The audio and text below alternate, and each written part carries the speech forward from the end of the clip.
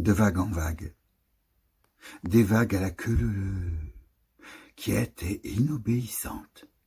Mais à qui et pourquoi devrait-elle obéir? Des vagues et les mouettes indifférentes, non loin des miettes de sommeil, habillent la mer.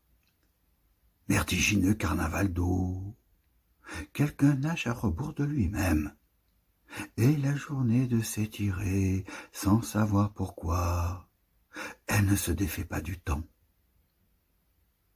Des vagues endimanchées, pourtant durées, ne leur est pas consentie, et les mouettes en état de sidération, tant elles sont lasses de la versatilité de l'eau. La lumière, tel un bouquet de lys, pollen chatoyant qui s'enroule à la mer.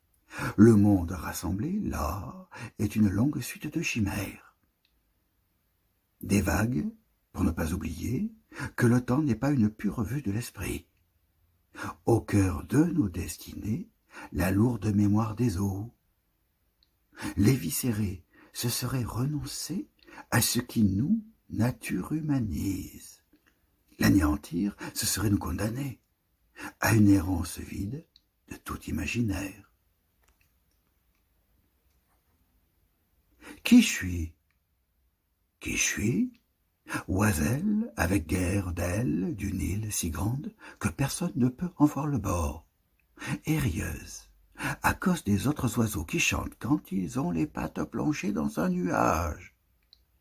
Qui suis?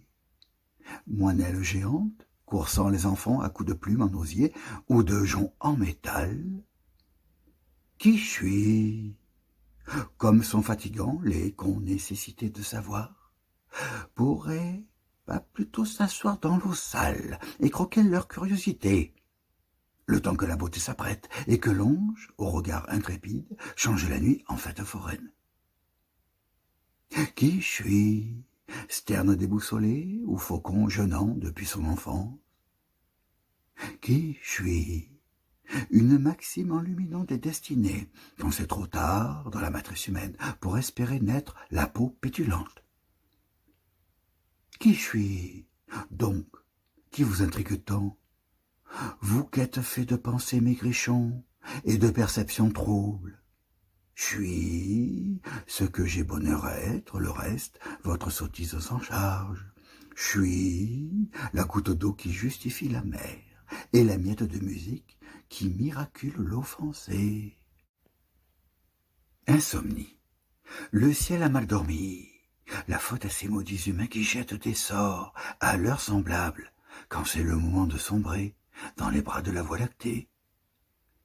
Le ciel a l'estomac à l'envers, et le soleil ne fait rien pour glisser du baume dans les rouages cosmiques.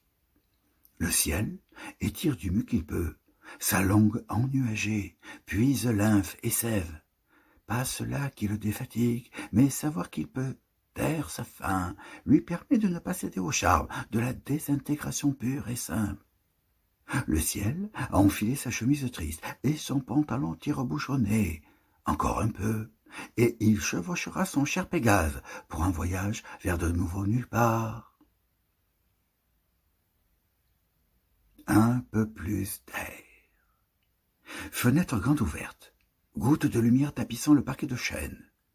Bras insane du chien de la voisine, saleté ici ou là, comme si ne pas prendre soin du monde allait de soi. Fenêtre grande ouverte, des gens marchent au-dedans d'eux-mêmes. Plus ils sont reclus, plus ils s'éloignent de leur vrai. Mais qu'en ont-ils à faire, puisqu'ils ne peuvent pas avoir tort? Fleurs de géranium ivres de bonheur, tant le soleil les étreint. Humains à l'allure bougonne et morose, se demandant pourquoi c'est toujours le moment pour eux de courber l'échine. Fenêtre grande ouverte, traces de gaieté parmi la fadeur céleste, grognement de moteur et grincement d'âme. Un fief et désordre parmi les choses du quotidien, comme si nous n'avions plus accès à la géométrie sacrée. Fenêtre grande ouverte pour s'arracher à la pesanteur mondaine.